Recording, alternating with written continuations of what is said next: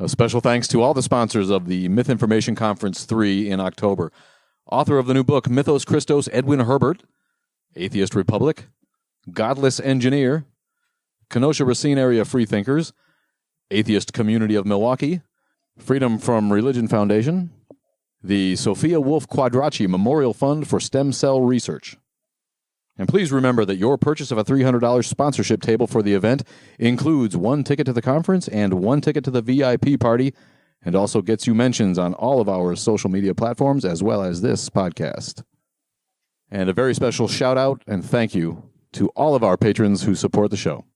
Welcome to a special edition of the Mythicist Milwaukee Show, keeping an all-seeing eye of Horus on this secular movement. My name is Brian Edward, the Friar of Freethought.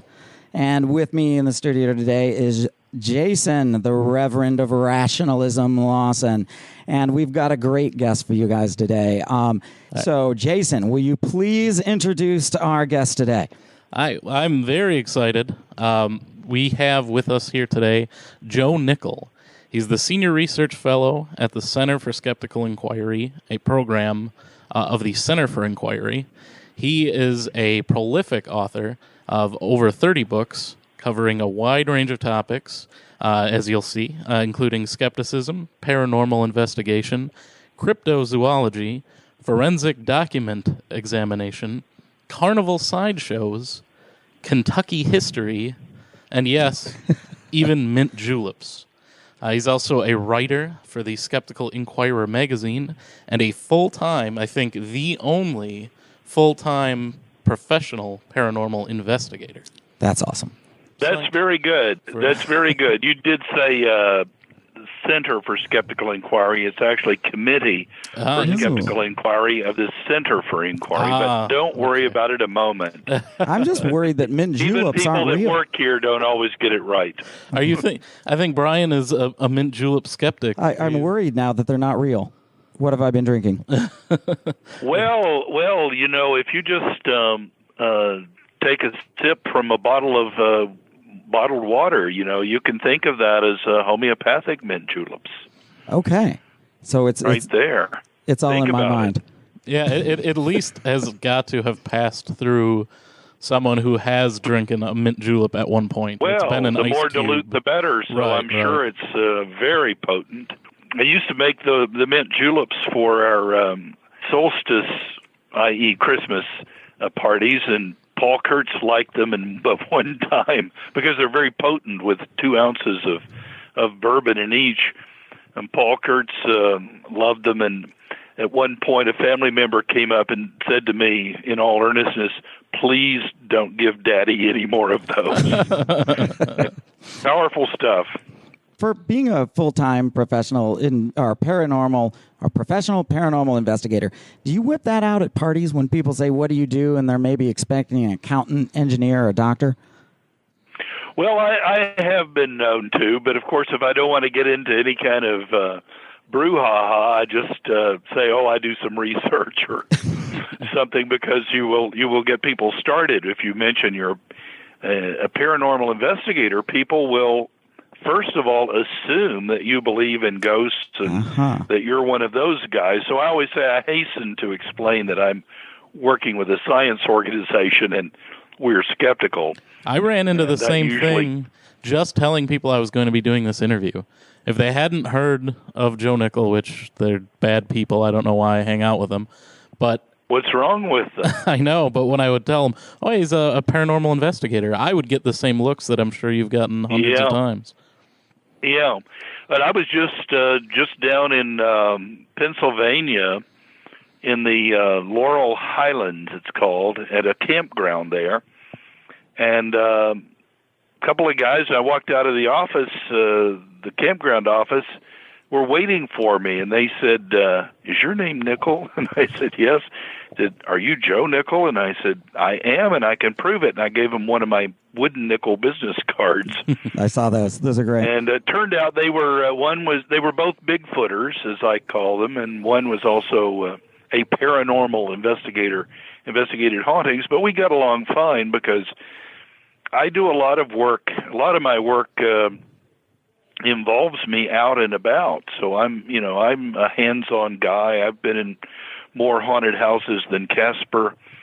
I actually go to Marian apparition sites, with throngs of people believing that their rosaries are turning to gold, that sort of thing. And I do know people in a lot of the areas of the paranormal, and get along with some quite well. I suspect they probably wouldn't mind convincing you. If you were the convert, it would probably be their biggest win. Well, it would be. But there are, debunkers. They're really down on debunkers, and some of them think I'm one. But I always like to make it clear that the debunker is just the flip side of the true believer. That is, someone who's got his mind made up and probably isn't very interested in walking across the street to investigate a haunted house. Whereas I'm actually very interested in investigating, not just dismissing or hooting down or whatever, but looking at the actual causes of things and examining evidence. And can you give us some tips? I find that's the... What makes for a good paranormal investigation versus, what we see on TV? What would you say? Well, the difference between what I do, say, and what the so-called paranormal investigators do, and usually what they mean by that is they're investigating haunted houses. Right. That's where that term is used mostly. But some UFOs, but the difference is that the ghost hunter types are actually really believers in the phenomenon of ghosts, and they're going into the place with really an exercise of confirmation bias. They're looking for anything that's out of that they can document or get. They take glitch-prone equipment into the space, and if anything happens, a needle waves or they get a blur in a photograph, almost anything, and that's thought to be possible evidence of a ghost. And I, on the other hand, take usually no equipment whatsoever, and I go to a place and I say, really, to the people there, why am I here? You tell me what it is that makes you think there is a ghost. Have you had an experience, and so forth? And then my investigation is directed on specifically what people are experiencing, not just saying, get out of the way and we'll bring our equipment in and we'll see if there's a ghost. I'm saying, tell me what happened. So they will say, well, I woke up one night and I saw a spectral figure at the foot of my bed, and I will explain to them that they've had a waking dream, that they've awakened into a state of hypnagogia between being fully asleep and fully awake, and they're experiencing some of the effects of both of those states. Or they may tell me that some other phenomenon has occurred. My earliest haunted house investigation was at Mackenzie House in Toronto, and people really were hearing footsteps on the stairs late at night when there was no one in the house and the house was locked. But, and I've talked about this, probably my best-known case because I usually mention it. It's just such a great one, and it was the kind of my first big case. And I found that next door was a building about 40 inches away, and these two buildings had parallel iron staircases just inches away. So if the late-night cleanup crew in the adjacent building went up and down their staircase, which was of iron, then obviously it sounded like footsteps were on your staircase in Mackenzie House. A phantom sound, if you will.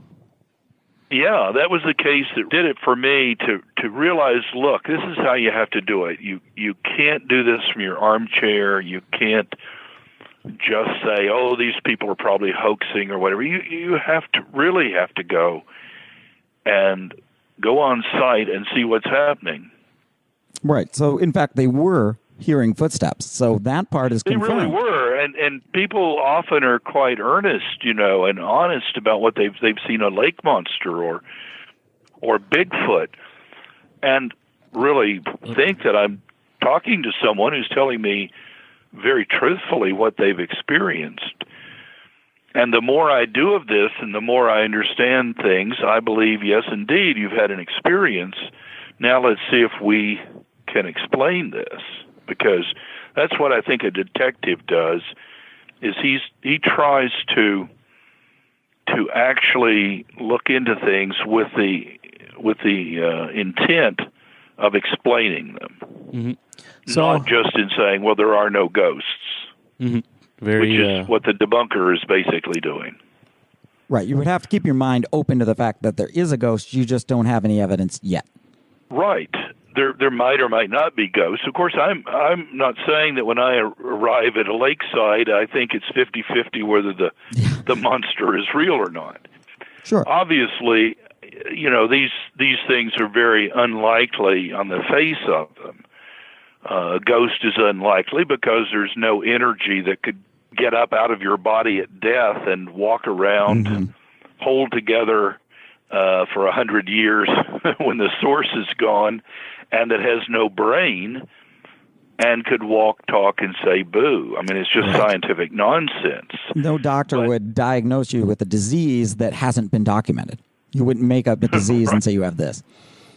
Right. I try to put aside the issue of arguing whether they're ghosts or not, or whether they're lake monsters or not, for the immediate purpose of saying, tell me what happened to you. Mm-hmm. So you tell me that you saw a long-necked, multi-humped, undulating serpentine creature slithering across lake whatever, and I have been to so many of these lakes, like Lake Okanagan with National Geographic, and so many other places at Loch Ness, and I've often been in the homes of people and sat with them and heard their story, and they've indeed seen something, but what they may have seen, just to give one example of that I think is fairly common, is they may have seen some otters swimming in a line. Even one otter, an otter is a very fast-moving mammal and swims just really very, very fast. And because of that, it can leave a long wake and give the impression that the creature is longer than it is. But if you imagine a mother and pups, or 2 or 3 juveniles playing follow the leader, which they love to do, and you've got a line of them, and they're swimming more or less in unison, more or less in line, it can look like one giant creature, 30 feet long. Certainly looks like some of the depictions where they've got the humps coming out of the water of the sea monster. Absolutely. Yeah. It's I had read about this a case in the 30s in Scotland, but I was working on a case years ago and ran into a wildlife expert, and he was hiding in a duck blind in a lake, and it was near dark, and he saw this effect, and he was taken aback by it until he saw what it was.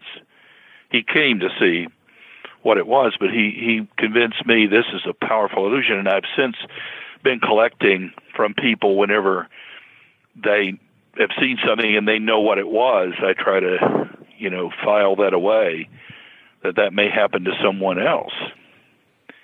It's and you get somewhere when you can explain what their experience was, as opposed to just talking at them, telling them they're wrong or they're stupid or something. Right, a complete denial of what they felt or saw. Right. So I try when I can to take people seriously, assume they're not hoaxing and so forth, although, of course, I've caught many tricksters. I've caught several ghosts red-handed. But when I can, I try to listen and then to say, here's what that might have been. And my wife and I were just, as I say, in Pennsylvania area, and we had dinner at an inn, a historic inn, and the waiter told us a story about a door, an upstairs door, that just really spooked him. It just slowly closed in front of him, and he couldn't find any explanation for it, and he said the door usually would sort of snag on the carpet, and you have to give it a little tug, and it just closed. So we went upstairs, and it just happened that door was really off balance, and you could see from the hinge that it was a little askew, and actually it would just, you could open the door and then just take your hand away, and it would just naturally close.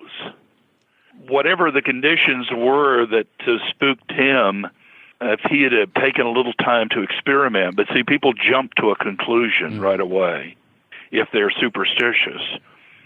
And it's often hard to reason them out of it. You'll give them an explanation. They say, no, that couldn't have been. But when I can, that's what I try to do, and try to explain to my readers who will listen what I think the real facts are as I've gone on site and found them. And as one of your readers, I will say, very, very helpful, very informative, and thank you very much for doing so. Well, thanks very much. It is otherwise a pretty thankless job, of course. You put up with a lot of abuse, and you endlessly are repeating yourself, one haunted house after another. And I admit, occasionally I get a little jaded, and I think, if I have one more haunting, it'll just, I'll scream. but I do look for the things that are different. Something will occasionally come along that's quite different, not the usual stuff, and I go for that a lot of times. And that's oftentimes there's something really to investigate. You're really a mystery, small mystery. Not that it's evidence of a ghost, but just what caused this. What did people see in the sky that they thought was a flying saucer? Okay, it's not a flying saucer, but what was it? Right. And when you can say that, when you can say what something possibly is with some evidence, like you can say, we know there was a meteor across that part of the sky at that time, as I did with the Flatwoods Monster case in West Virginia. So we know within reason that was not a flying saucer that you saw, but was a meteor. It's just much better, much more convincing when you can do that. I'd like for skeptics to think more in terms of, rather than say, as I admit I do sometimes, oh gosh, I'm just going to go crazy if I have to explain one more time about. But look at it a different way and think of it as an opportunity. Here, with any of these paranormal cases, these are opportunities for us to teach science and to teach critical thinking to somebody. And that's always worth doing. That's true. So rather than say we've investigated enough ghosts, we can stop now, and we just tell these people they're all crazy if they ever bring it up again, that will not get us anywhere. But if you're respectful to people and you say, look, okay, you've had something, let's see if we can explain it, you will have some possible effect, if not convincing them, others who are listening. I'm sure of that. Speaking of this, do you have, in your investigations, or is there one you're most proud of, or what would be the cherry on top? I mean, what's one of your favorites? Or give us a great ghost investigation story. Well, I mentioned the Flatwoods Monster. That's a good idea for me, a good example for me of a case back in around 1951 in West Virginia, where some school kids playing on a ball field saw this fiery UFO. I've already told you what that was. And went up the hill. It appeared to land up on top of the hill. It's a common illusion that a meteor lands, just there. Right. And they picked up a couple of other boys and one of the mothers, and the dog, and they're going up. And they're a little scared because they've seen a flying saucer, and all of a sudden they see this, what's now known as the Flatwoods Monster, this scary creature that has shining eyes, and as Mrs. May would later say when it came at them, making a high-pitched hissing sound, that it had terrible claws. And on the basis of some of the very specific details like that, a sort of heart-shaped, or she actually said the face was shaped like the ace of spades, we can identify that creature as a West Virginia barn owl. with a high degree of accuracy. And I've taken a lot of flack from cryptozoologists and paranormalists over that, but skeptics buy it absolutely. In fact, Massimo Pigliucci, in his book Nonsense on Stilts, takes that case of mine and kind of dismantles it, and for the purpose of dissects it and looks at it. And he cites it as a great example of what we should be doing. And in fact, I mean to tell him that I think he might have done it better than I did. So it's a very good job. He appreciated the points. That's a favorite one because I think it was an old one unsolved for half a century, and I believe I did solve it. Nice. Maybe some of my most important work would be the Shroud of Turin. Yeah, let's talk about that. That was a very difficult investigation for a number of reasons. It's very old and very historic case, but there was almost no access, you see, until fairly modern times, and then we began to get access, but it was always controlled. Skeptics really weren't allowed to come and do any examining. So you were always at the mercy of whatever information was being put out by very shroud partisans. But there were photographs, and I began to look at the photographs and to work on that mystery, and they were beginning to say, had been saying for the modern era, that the shroud image was a perfect photographic negative. And that's to say that when the shroud was first photographed in 1898, the image was seen on the glass plate negatives to look more lifelike. That is, the darks and lights looked more positive, like they should be. Okay. Than more a positive image than a negative. It gets a little complicated, but if you could just picture that on the negative is a positive image, then therefore it means that on the cloth is a negative image. And they were using this to sell the shroud. How could any medieval forger, as alleged, how could he have made a perfect photographic negative on cloth before the invention of photography? Well, it sounds quite mysterious, doesn't it? It does. And it turns out it's really a bogus statement. It's a bogus question, because if you look at the reversed image, a photograph of it, the image that you usually see with a shroud that looks so lifelike, you see, yes, the lights and darks look more natural, but that figure has white hair and white beard, which is the opposite of what it should be, unless Jesus was an albino. Yes, right. So, to make him even more white or than have we already have. Yeah. Right. So what you actually have with that is I was very careful to study this and go into detail with it, that what you had was a quasi-negative image. Was not entirely, neither image was entirely positive or negative. And exactly such a quasi-negative image on cloth could be easily produced by basically a technique like gravestone rubbing, where you've seen where somebody would put a sheet of paper on a gravestone and do a rubbing and get an imprint. If you do that with if you tried to make an imprint of a human body, you'd get grotesque wraparound distortions. But if you use a bas relief, you can get quite a good image. And I was able to develop that technique and make very shroud-like images. And of course, they impress skeptics quite well. And the believers, of course, would have none of it. They would say, well, Nickell's images have too sharp edges. The edges are too sharp. And I would say, that's right. It's not 600 years old. Right, yeah, give it.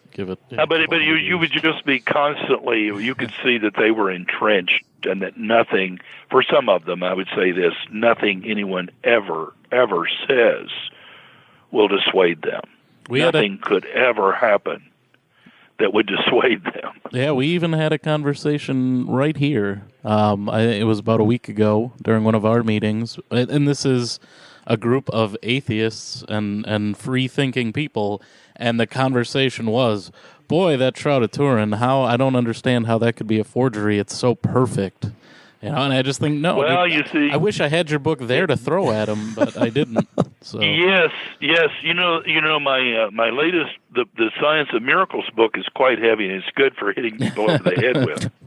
It's got some extra heft that some of my earlier books didn't have. But it doesn't have a handle. But well, we need to work on that for the next edition. But it's what's happening with that and a lot of these other cases is people are getting their information from these television programs. And the television programs, about every Easter, there's a Shroud program, a new Shroud documentary, or it's part of a series on Jesus or something. And very slick. And they will mislead people with information that's a perfect photographic negative or some such. Though that's blatantly not true. But if you can get people the facts, and they're not already committed, religiously committed, you can turn them around, I think. And I would say to the people you're talking about, I would say you want to point out that the Shroud of Turin, first of all, is contrary to the Gospels, not because we're fundamentalists, but because the Gospel writers knew what Jewish burial meant: washing of the body, multiple cloths, burial spices, and so forth. And John's Gospel does detail that, and it's not the Shroud of Turin does not fit John's Gospel or Jewish burial practice. And then from there, you go on and you show how the Shroud has no history for 1,300 years, except, of course, there were 40 genuine shrouds, and but so this particular shroud, one, this particular one, and attempts to link it to earlier ones are just that. They're always a stretch, and they're just not credible. So then, in the middle of the 14th century, about 1350, 55, somewhere in there, you get this cloth surfaces at a little town in north-central France called Erie, and it's the subject of a scandal. And we have a famous letter from Bishop Pierre Darcy to Pope Clement, telling the story that had happened to his predecessor and been kind of hushed up, but it was now resurfacing, this fake shroud. And he says, "Holy Father, let me tell you about this scandal." He said, "Why, they're hiring people to pretend they're sick, and then this fake shroud is unveiled to them, and then they pretend they're healed." And this is almost an exact quote. He says, "So that money might be cunningly wrung from the pockets of unsuspecting pilgrims." And that's powerful stuff, and that's the church itself doing what it should be doing, to its credit. And Clement judged that this was, in fact, only a representation, and they could show it, he said. They could continue to exhibit this, but they had to proclaim in a loud voice each time, "This is not the shroud of our Lord. This is a copy representation." All well and good. I have no problem with that. But of course, over more time, over his history of things, that was forgotten as the shroud was moved here or there, and eventually became part of the royal Italian monarchy's goods. And but the forger's confession, and then of course the Macron laboratory in Chicago found tempera paint all over the shroud. This is not well known because the pro-shroud people say, "Oh, well, it's just maybe some iron particles or something." No, this is red ochre pigment. Was that added later, or was that the original? I mean, was the paint? No, that's original. The first thought, at first it was thought, because people are starting with the answer and trying to rationalize. So the first thought was, well, we can explain that. Someone's touched it up later. Mm-hmm. But no, it's original to the cloth, and there's an attendant yellow stain, and that's been variously thought to be, that might be the tempera binder or whatever. But these are very complicated issues and can't be dismissed in just a few words. But basically, I showed a method of making an iron oxide pigment that would be highly acidic. And my chemist friend in Italy used my book as pretty much a handbook, and my technique for making the not distorted facial images, used a real body for the rest, and made an entire shroud. It's really quite an achievement. And he's shown that, and then artificially aged it and so forth, and it's shown that this will account for pretty much everything. But it's also true that you can't exactly recreate anything. Sure. And so that's always going to be a factor with the pro-shroud people. But then the radiocarbon dating, a lot of us were predicting, and were accurate almost to the month of the carbon date, because we were believing Bishop Pierre Darcy's memorandum to the Pope. We took him seriously, so we could date it, you see. And it's within his lifetime. Radiocarbon dating just precisely dated that. Wow. And now with the paint, is this the same phenomenon at the Our Lady of Guadalupe and the images there?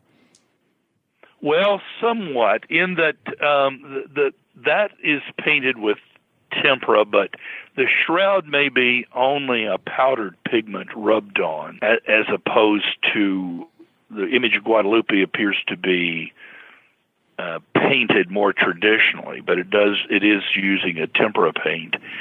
And I showed, again, I had no access to the image of Guadalupe when I did my work, but we had access to, there had been some infrared photographs taken, and so a forensic friend and I looked at all of this data, and we showed that there was some evidence for what looked like undersketching in the infrared pictures. And you could look at the figure from the point of view of iconography. That is, the image of Guadalupe is a traditional painting. You can go back to Spanish paintings and show all kinds of elements, fleur-de-lis designs, and the pose of the Virgin, and she's praying with her hands together, not the ancient method of prayer, which would be the arms outstretched and raised to heaven, and so forth. So I went over really quite a lot of detailed historical and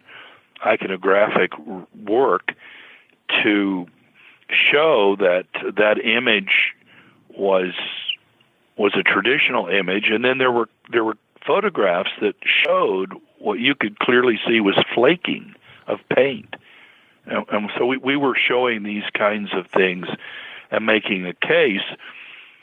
And then an art conservator was allowed to examine that, and of course eventually that was made public, and he did find that it was rendered in tempera. Wow! Did you ever get not at all a miracle picture? Did everyone say that the Virgin appeared and in fact painted it herself? The original claim was that this image appeared magically on the inside of a peasant's cloak. Oh, just appeared. Okay. The Virgin gave it as a sign, and that's one of those pretty little stories that one of those pious legends. Not true.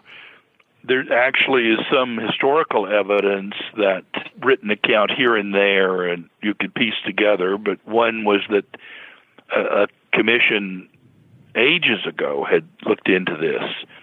And said one comment was that it was known to have been, quote, painted yesteryear by an Indian.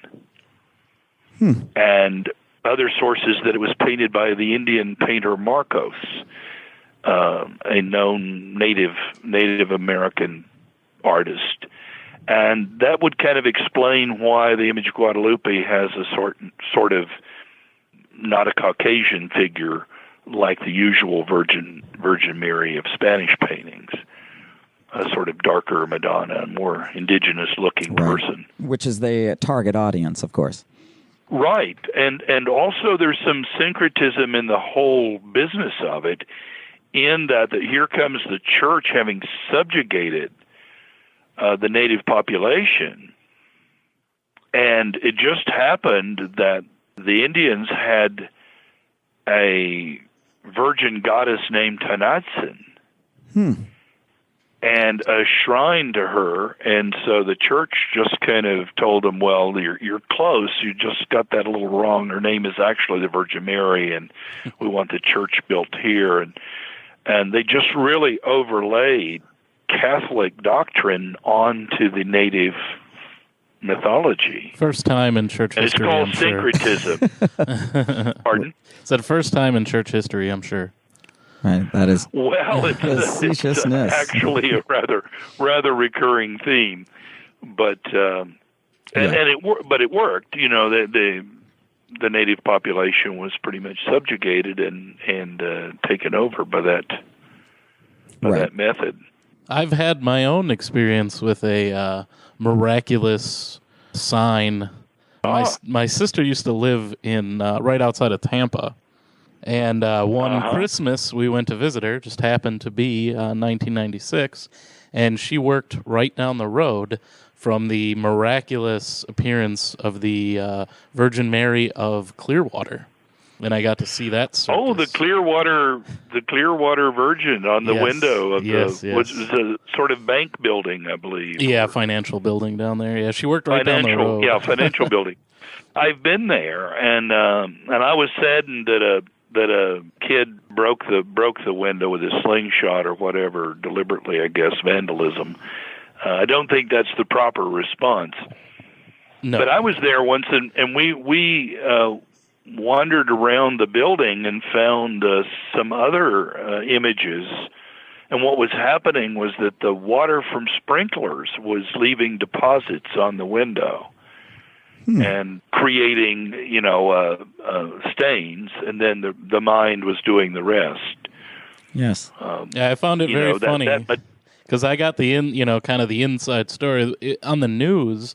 It was being portrayed as just having appeared, like Christmas miracle, that the Virgin Mary appeared in Clearwater. And then I talked to my sister, and she said that had been there for at least a couple of years since she started going. And had slowly developed. And hadn't just one night it appeared, but it had actually sort of developed, and then people noticed it, which is often the case with these. But it's an example of what's called a simulacrum, meaning an image that we kind of impose on something. An example of a simulacrum would be the face of the man in the moon, or the ability we have to look at clouds and see pictures in them. Yeah, the mind is good at that, and the Virgin of Clearwater had no face. Remember, it just looked like sort of a scarf, just some rings. Yeah, and once you were told what it was, of course, yes, it looks like a figure because we're taught. We're actually hardwired. Our brains are kind of hardwired to recognize faces. It's the first thing that leans over our crib as an infant is a face. Well, let's hope. And we're very, very good at that. I'm raised in a very Catholic background, and the one I get all the time is the miracle of Fatima. 1917, I believe in Portugal, there's 40,000 supposedly watching. The sun is dancing around, changing things up, scaring people. Yes. Everybody saw it. Like they're saying, this can't be debunked. This proves everything. What's going on at Fatima? Well, it can be debunked, and I've done it, but that's not exactly the word I would use. But okay, what are they really experiencing then? If the sun is in fact not getting closer to Earth and scaring them and moving around, what's going on? Well, here's what I think is happening. First of all, you have to realize that Lucia de Jesus dos Santos, the little girl, was a very charismatic girl. Mm-hmm. She was really had imaginary playmates and stuff, and would regale people with telling them stories and stuff. She was a very unusual, very charismatic girl, and the other kids kind of went along with whatever she said, and she was great at spinning stories and so forth. So she claimed that the Virgin Mary was appearing to her and so forth, and she got attention and she drew crowds, and the crowds got bigger, and then there was the miracle at Fatima. You finally have a huge crowd of people, and we don't know exactly some of the things that happened, but apparently the sun was somewhat obscured for a bit behind a cloud or something. Maybe the sun came out from behind the clouds, something like that, or shone through a thin layer of clouds. Anyway, Lucia dramatically pointed and said, look, the sun. And it was this sort of dramatic thing happening as the sun came out. And people started looking at the sun. Now, we now know don't do that because that's dangerous. And this has become a thing around the world at some of these sites like Lubbock, Texas, Mother Cabrini Shrine in Denver area, Medjugorje. Right. And the church has actually issued warnings to people, don't do this, do not stare at the sun. Because what's happening is you can have retinal damage. I think the effects at Fatima are optical effects caused by staring at something too bright. For too long. Think about it. You try let's say that right now we tried to sort of stare at the sun. We would do one of two things. We would try to focus, but we couldn't, so we kind of focus and go in and out of focus, and this could create an effect of the sun coming towards us or receding. We might dart our eyes back and forth, and we'd get an effect of image and after image, and it would appear perhaps as the sun was dancing. I think these are retinal effects because we can have distortions in the eye. We could have almost any of these effects that were described. And keep in mind, not everybody saw the same thing. They all had stories to tell, but some saw the sun coming towards them and coming down and then going back. Some saw it dancing back and forth. So people were probably doing different things with their eyes. But here's the bottom line. We know for an absolute fact that the sun was not doing any of that. And how do we know that? Because that's the same sun that was being seen all around the world. Not doing that. It was being seen in France and elsewhere, and it was not doing those things. So this was a local phenomenon in which people went out expecting to see some kind of a miracle, were directed to look at the sun, did so, were telling each other what to do and what effects they were getting and so forth. And I think it's a wonder that we didn't have a lot of really seriously eye-damaged people. Yeah. There was a woman at Mother Cabrini Shrine in Denver, and I've been there, but I remember this particularly because a woman desperate for a miracle cure for her sick son got a retinal damage that may have been permanent. And that's tough, right? And the church is the scary, right to do what they do. That's scary stuff. Right. To say Medjugorje is, they're saying don't buy everything. The church is actually thinking about pulling it from the list of miracles. I expect that may happen. There's hints and rumors that the church is not going to support it, perhaps, and I think that would be appropriate that they not do it. The church is often very skeptical of these things, but sometimes popular demand is such that it's hard for them to be as skeptical maybe as they would like. The miracle at Fatima has been sort of reproduced, as I've suggested, at other places. Mm-hmm. And the newer phenomenon in which people began years ago, pilgrims were coming back from Medjugorje and doing this in America, quite all over the country, and I witnessed it many times. They were using Polaroid cameras and this was good in the sense that this is not going to cause retinal damage, because what they would do is just point and shoot. Right. They would just put the camera up and take a picture of the sun real quick, and it wasn't hurting anyone. And the picture was coming out of the camera and developing right before your eyes with that Polaroid film pack that the photos developed right there within a minute. So people were anxious to see the results of the picture they took, and they got them with these Polaroid cameras. And sure enough, they were getting a different type of miracle. They were getting this golden door effect. And that is that instead of seeing a picture showing the round ball of the sun, you would often see what looked like a window with a sort of an arched top. And it also had an arched bottom, but it had straight sides and was flooded with golden light. Some of these are quite pretty. And around it, you would see birds in the sky, clouds, everything. Some of these were quite dramatic images. And there, hanging sort of in space where the sun had been, was this doorway flooded with golden light. And people were saying that this was the doorway to heaven. It's in the sun. Mentioned in the book of Revelation. I knew it was going to go there, but why wouldn't it be the doorway to hell? The sun is hot. Well, there you go. But it sure looked heavenly. But the problem was, as some friends of mine in Georgia skeptics showed by experimentation, that what was happening was that peculiar shape, a straight-sided arched top and bottom shape, was the shape of the lens aperture of the Polaroid one-step model camera.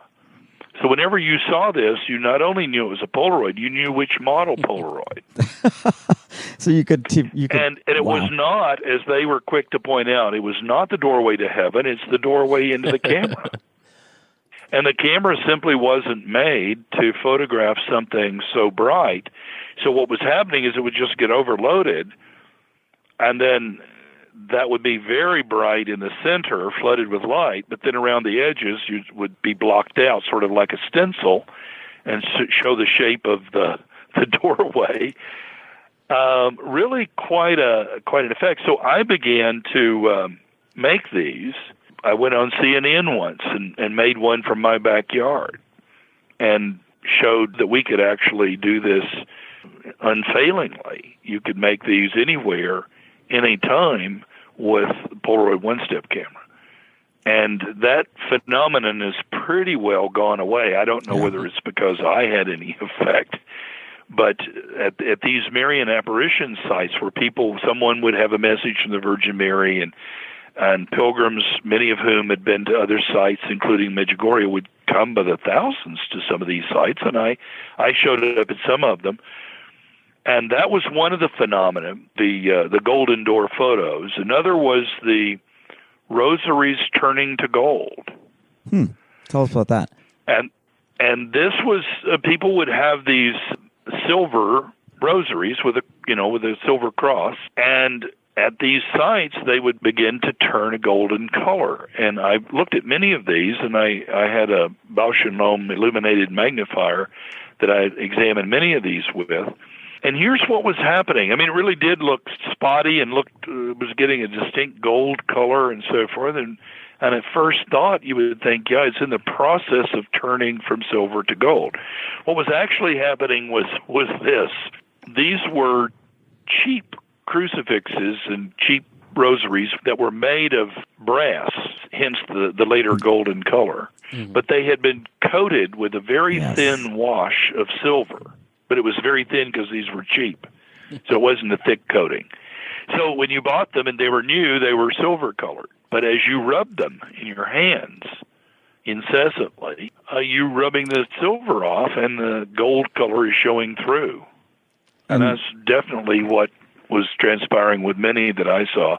Also, you can get tarnish on silver that will eventually tarnish on silver will look black, but early stages can look golden, as has been demonstrated. This was another effect. But I went around investigating as many of these as I could. Sometimes a TV station would want me to come and investigate something. It's always dicey because you'd have people, if you were on camera, people could be very nasty, watching you. So I usually tried to get away from people when we were filming an interview. Otherwise, it's a spectator sport. So that's one of the questions I had, because I've seen you on dozens and dozens of shows over the years. Is it a lot of pressure being the skeptic brought on to explain it for everybody? Is that a rough gig? Well, Well, it has its ups and downs. Skeptics will love you for it, although, I don't know how many times I've had a skeptic look at some segment I did, all too brief as the token skeptic on some, crappy documentary. And they'll say, well, what you should have said was, and I just look them straight in the eye and I say, I did say that. And then they kind of do a double take and they get it. Oh, you mean they edited it out? And I just you think, yes. Wow, skeptics can be as absolutely naive as any other group, I guess. But yeah, they will edit it out. I'll tell you a little funny story about doing TV shoots. I was on several episodes of Monster Quest, which was a popular show a few years back on the History Channel. And Monster Quest liked me because they needed at least a token skeptic, right? They didn't want to have a totally one-sided show, so we'll have Nickell on or something. And I could come up with some kind of big experiment we could do, and they loved that. Once I did one for them, I was destined to do a few more shows. So anyway, not to get into those experiments or anything like that, but I'd gone to Montreal, and we'd filmed for the day, and the segment producer took me out to a bar for beer and sandwiches afterwards. And as we're sitting there, he said to me, "You'll get a kick out of this." He said, "When I first proposed this particular show to the big guy at Monster Quest, I asked him, 'Can I have Joe Nickell for this show?' And he said, quote, 'Well, yes, but let's hope this time he's not so convincing.'" Never found a monster on that show that I've seen. I don't know. It wasn't a very good quest. I've watched quite a few of them. They never. There are a lot of noises. There are a lot of things that, they heard or saw. Well, they did, they did have a certain amount of actual skepticism, but it was, they were trying to promote a story, and then they would kind of go and investigate, and they would try to keep hope alive and stuff. But they didn't do a lot of really faking stuff, and they did have me on, and they let me do some things, hold up pictures of otters and so forth if we were looking for a lake monster. And my experiments would often show something kind of revelatory, but I've been on worse shows. What do you think of the ancient aliens phenomenon? Have you done any work with that? I know you did the Nazca lines. That might and I'm glad you mentioned that, because my work on the Nazca lines is one of my favorite things I've ever done. Yeah, I've done a lot on that topic and written about the sort of Eric von Daniken became a phenomenon, and his book, Chariots of the Gods, which does have a question mark after the title. Skeptics sometimes forget that. He's just asking a question, as he points out. Right. It was a runaway worldwide bestseller, but it's fundamentally kind of dishonest. He's taking things out of context, and he's imposing on everything this idea that here's a mystery, so it must be ancient astronauts. They've come to the planet Earth, and they're the odd savages who couldn't produce these things by themselves had to be developed. There's almost a kind of racism about it. These ancient non-white people, can't do anything. They couldn't. Well, of course they could. They could build the stone figures on Easter Island. We know how they did that pretty well, and we know how the pyramids were built. We know that the Nazcas made the Nazca lines. What I did was to simply come in and say that with an experiment, I was really curious about this. Could we make a really large Nazca reproduction? I didn't choose the small one. I chose the really big one, the Condor, which is 440 feet long. I mean, it's a football field and a half long. I gulped when I drove the first post in the ground and measured off 440 feet and drove another one. And I thought, wow, Nickell, you've sure taken on a serious endeavor here. But I was convinced that I could make the picture and knew basically how to do it, and I made it only using sticks and knotted cord. I didn't measure angles. I didn't do anything that was beyond what the Nazcas could easily have done. Scientific American said it was remarkable in its exactness to the original. Wow. That's something. And I was very proud of it. And then years later, National Geographic called, and I did a number of shows for their Is It Real series. I did maybe 12 or 13 episodes that I would be, on doing something. And they wanted me to make a Nazca drawing. And I said, please don't make me do that. I did that when I was young and foolish, and I proved my point, but I'm an old guy now, and I don't need to, I've done it. And she the producer had a ready, she was ready for that, she was ready for me. She said, yes, but you didn't film it. And I said, okay, you got me there. I've regretted this every day of my life since. We should have had a film crew there, but I thought some, aerial photographs and some ground photographs, we would, document it enough. She said, well, TV needs motion film. Okay. And we need that. And she said, what we would really like is the giant spider. And I thought quickly, and I thought, oh, that's not really one of the larger figures. That's not so bad. Of course, I didn't say that to them. I kept saying how difficult this would be, and I may have said it was dangerous. I don't know. I certainly didn't want them to think this was anything easy. And finally, this time, instead of a Kentucky landfill, we did it on a ranch in California. We had 2 days allotted for it. I did the condor in about that much time. Right. But they wasted the first day. I won't go into that, but so I really had to do it all in one day. I was able to simplify things this time because I'd figured early on that you didn't need to sort of mark as many points using a small sketch and enlarging by a very simple method the Nazcas could have used, that you could do a lot more freehand on the ground than people might imagine. But I knew how to do it, and it's a matter of kind of thinking large and having a sense of proportions and stuff. I'm an artist and so forth, so I knew if I just had a point or two kind of to block out where something like a giant claw would go, I could draw it more freehand within that confines. And so I was doing this giant spider, and I get about halfway done, and National Geographic was up in one of those lift trucks, one of those cherry pickers, up there filming. And I just happened to look over their way, and I saw them coming down, bringing it down, and so she came running up, the producer, and she was very excited, said, oh, it's looking great. She said, we thought we'd break for lunch, and if that's okay with you, but it's looking great. She said, would you like to come up for a look? And I looked her straight in the eye, and I said, no, that would be cheating. Yeah. And she said, "Oh, right. Yes. The Nazcas didn't have a right." I said, "Yes, we must." Oh, she said, "I withdraw the offer." We're laughing at this point, but yeah, right. You can't have any advantage like that.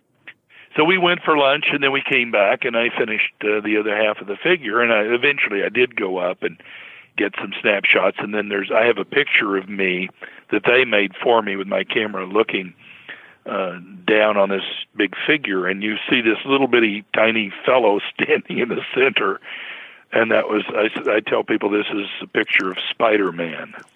Where could the Nazcas then, when they're doing all this, what's the point? Is there a place far away that they can view it then? Why are they going through all this work? I don't think so, and I think we've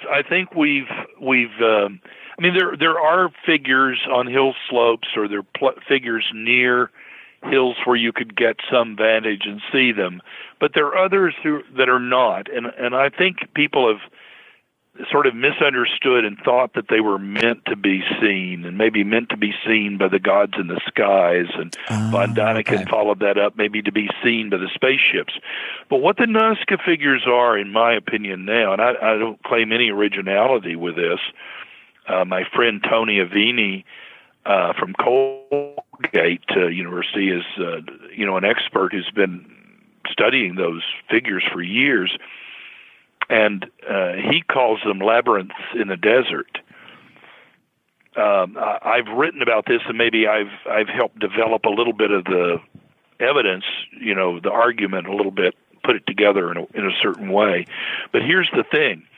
There are two factors that you notice with these drawings. One is that they're all drawn with a continuous line. That is, once the giant pencil is put down on the drawing board, it doesn't lift until the entire figure, with all kinds of ins and outs and intricacies and everything, it continues to move until it's back where it started. And that's, though the figures are stylized and look roughly like those on Nazca pottery, the drawings on the pottery are not continuous line like that. They're just drawn in the conventional way. You draw a head, lift your brush, draw a wing, lift your brush, and so forth. But these figures are drawn with a continuous line. Now, when I first did my condor, I was plotting points and connecting them as I went with string, and then later we used that to mark the actual lines. But I thought, well, they're just marking them like I'm doing as they go, and that makes a continuous line, and that makes sense. I don't think I was stupid to have thought that way, but I certainly now believe I was quite wrong. But it made sense to me. The second factor is that running off the leg of the one leg of the spider, a pair of extraneous lines that just run off at a right angle, parallel to each other, just run out for a distance. They have no purpose. They're not artistic guidelines to help block out the figure, preliminary sketch lines or anything like that, or they have no anatomical function. There are similar two lines going up to the base of the monkey's tail, and so on. I looked for these lines on the hummingbird, and I thought, why doesn't and then I realized that the beak is the pair of lines.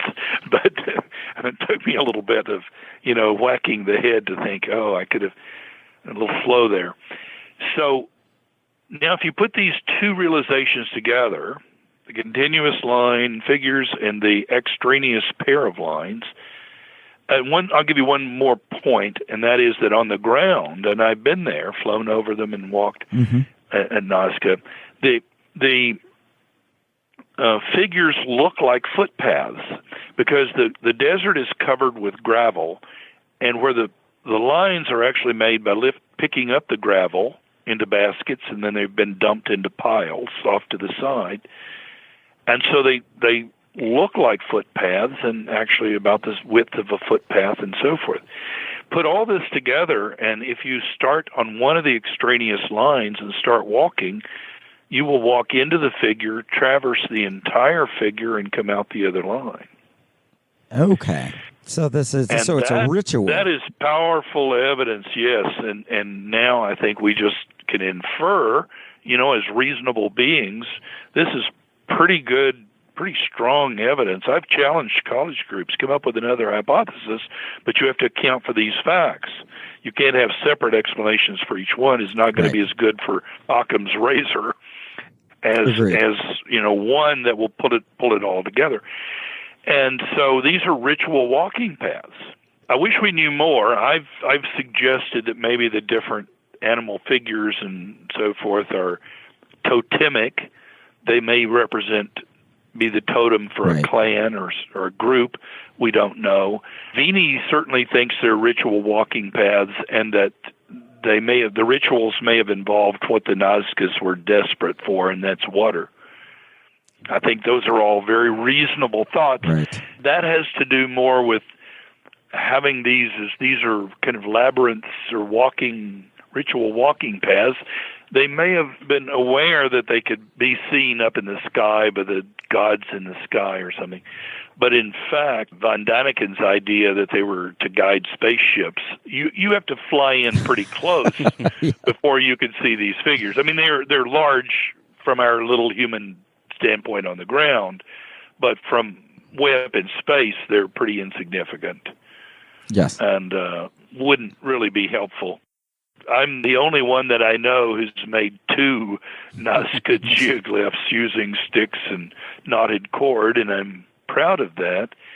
And I may, before I die, I may make one more. Maybe you can get the help of Jamie and Adam over there at Mythbusters. You know, their show's done now.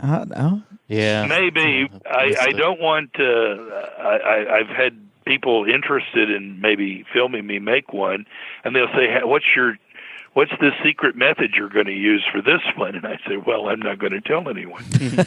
But bringing up Mythbusters as being a good skeptical scientific show, I do have a question for you. I remember a show that's probably been 15 years ago now, hosted by William B. Davis, called The Critical Eye. Wondering if you had anything to do with that. Oh, I did. I had a lot to do with that. I was on some of those shows, and he and I are good friends, have been friends ever since. We were at one conference, and I heard someone call my name, and I turned around. There was Bill and his lovely young French wife, and he introduced me, and we had dinner together, and so on. I've got a picture of him as the sinister cigarette smoking man, right, on one of my bookshelves, which I value, and it's autographed to me. And remember now, the name of the X-Files show that he starred on the slogan was "The truth is out there." Right. Right. Mm-hmm. So get this autograph. So here's the cigarette smoking man, and it's autographed to Joe. He knows the truth. William B. Davis. I just love it. I'm going to put it on my website or something somewhere. He said I could do whatever I wanted with it, so I'll do that. And then that's I a was room featured, centerpiece. Late last year, I was featured on a show by Vice Media, had a short 25 minutes or something like that, show called The Real X-Files, and it focused on me and my work. Also had Stanton Friedman on, and the idea was that this is sort of, fiction aside, people are doing some of this kind of X-Files stuff around, and of course I'd written a book. So they were very happy to have me do this, and I went to Roswell with them, and they came here to my lab and did some shots. But at one point, they were quite excited to find that I knew William B. Davis. Yeah. And I said, oh, yeah, we're friends. He'd probably be on the show if you ask him. And, of course, he was. Yeah, that was one of my favorite shows. You can't find it anywhere now. I can't even buy the video from anybody. What, the X-Files? No, the Critical the William B. Eye. Davis. Yeah, that was a great show. Yeah, well, we did a good job, I think, with it. Paul Kurtz could never, because we did it in conjunction with a production crew and got William B. Davis to be the narrator or the guy that would come and introduce the host, the show each time, the host. And Paul Kurtz would just fume, He said, well, I don't know why we're having all these crazies on our show and all this. And I'd roll my eyes, and I would take Paul off. So I say, Paul, look, we can't just have a skeptical show where we just tell the skeptical. Well, that's what they do. They just have the other side. Yeah, I said, well, we're trying to show both sides, and we're going to let the evidence, kind of do it. But we have to have these crazy people to tell these outlandish claims, or we have nothing to respond to. And he would get it, and okay, and he would be all right. We'd go make another show or something. But he would see stuff on these shows, and he would think, why are you letting these people on our show say all these silly things? Yeah. And it was kind of fun. But like you said, you've got to acknowledge that they did see something. I think I watched you on a TV program somewhere arguing with an exorcist, and he kept saying, but you weren't there, Joe, you weren't there. And you kind of like, yes, that's true, I wasn't there, but I've seen this phenomena. So, right, if you can't engage like that you'll just get shut out. The Reverend Bob Larson. I had certainly seen videotapes of some of Bob Larson's so-called exorcisms and knew very well what was going on, and not quite the same as seeing it live, but you could see what's going on. I've been to many of these religious gatherings and healings. I was healed twice by Peter Popoff. And, of course, I don't get everywhere to hands on everything that, I don't have a jet plane that will just drop me in somewhere. But some, like the Shroud or the Image of Guadalupe, of course, you can't get that kind of access, so you work from photographs and you try other techniques. And I'm constantly trying to invent what I called investigative strategies. How can we go at this particular problem? The House of Blood mystery in Atlanta, an elderly couple was claiming that they saw blood come out of the walls and spring up from the floor. And I went to Atlanta and got the crime scene photographs from the police, and the police pretty quickly saw there was something going on, probably a hoax of some sort, but there wasn't anybody, it wasn't a crime. Right. And they thought they told me privately, they thought the elderly couple was looking for attention. But I took those crime scene photos and looked at them, and I know a bit, I co-authored a textbook on forensic science called Crime Science. So I knew blood pattern analysis, and I could see that was going to solve this case pretty clearly. And but I was not wanting for me to do that analysis because people would say, what expertise do you have? But I happen to know Judith Bunker, who's a nationally known blood pattern analyst, and she worked back and forth with me on things and was quite happy to look at these. And so she explained that in some detail that this blood was flung onto the surf from the someone had flung it onto the walls and onto the floor and so forth, giving the lie to the claims that they saw it spring out, right, and so forth. And I was really pleased with that investigative strategy because I've never had another chance to use it.